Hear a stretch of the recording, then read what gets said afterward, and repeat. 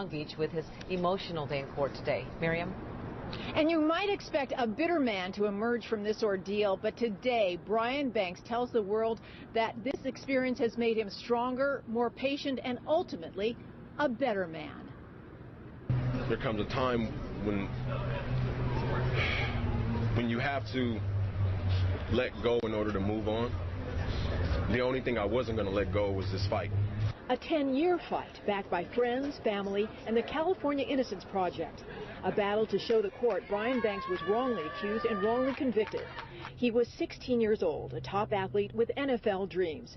It all dissolved after a classmate, 15-year-old Juanetta Gibson, passed a note to a friend claiming Banks raped her.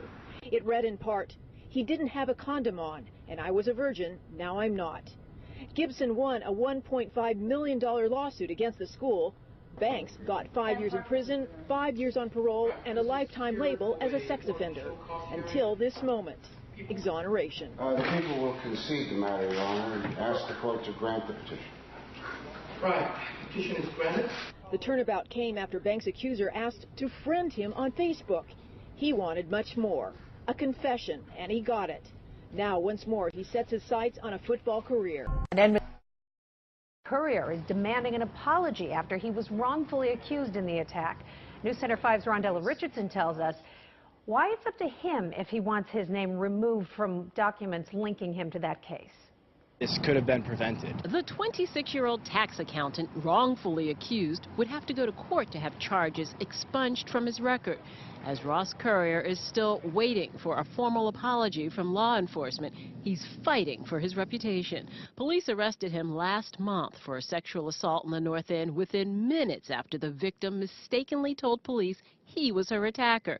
His attorney says he wasn't questioned and went right to jail. We got them down there in short order, and the suspect was taken into custody. Today, police won't comment on apologizing, only saying for the district attorney to drop the charges speaks for itself. I have a professional license to practice in my industry. That was almost taken from me at 26. Don't you consider that a bit of a death sentence? Yet his name is far from clear.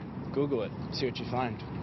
Justine Griffin is a crisis and reputation manager. His background check's not going to come up good. Now that he has some profile, he should be thoughtful about what he can do about causes that he cares about and be associated with them publicly. You know, and it could even be something like people who are wrongly accused. And over time, search results will show him and his name affiliated with that. Legal experts say Courier could sue claiming civil rights violations. That's never easy, but still an option. In Boston, Rondella Richardson, WCVB News Center. Why are you videotaping me right now? Why are you hitting me, lady? No, you're touching me. Why are you hitting me, lady? Don't touch me. Get out of here. Don't touch me. Don't touch me. Yeah, Rape. what the fuck you doing? You want to rape me? What are you doing? I am not touching you. Me? Stop hitting me, lady.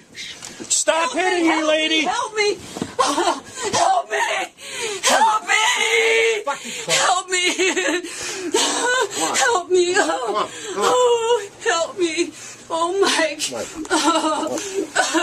God. Lady, you're scaring me. I know, you're scaring me. You're scaring me too, sir. Get away from me. Get away from me. You're scaring me. You're so sick. Why did you come into my room like this? Piss out the window. Why did you come into my room and the three of you threaten me like this? Why did you come in here and threaten me like this? Please get out of my room. Rape, oh God. Please get out of my room. God help me, he wants to rape me. I promise I won't squeal on you anymore.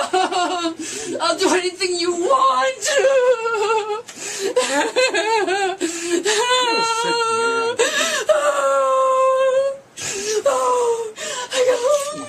Please call the cops and get out of my room. Please call the cops and get out of my room. I was trying to get out of your room. You won't let me. Yeah, that's why you were grabbing for the can. Call the cops then. Call the cops then. Get the cops here. I don't have a phone. You call. You have a phone right in your hand. Your boyfriend has a phone. Your boyfriend has a phone right there. Call the cops. Are you all right? Please call the cops. You all right? Yeah. Fucking crocodile tears. I hate you for doing that to me. You better fucking relax. Okay. For doing that to me. My God, you're sick. Keep it up. Call the police. Call the police and get out. You put your hands on her. I never touched her. I never touched her. I never touched her. I never touched her. I never touched her. I never touched her. I opened up my door for you, and the three of you come storming in on me. You have no right to be storming in on me like this. You have no right to be storming in on me like this. Just get the fuck out of here. You have no right to be storming in on me like this. I'm not storming in. You know what? Count on the cops coming. Count on it right now. The fuck is wrong with you?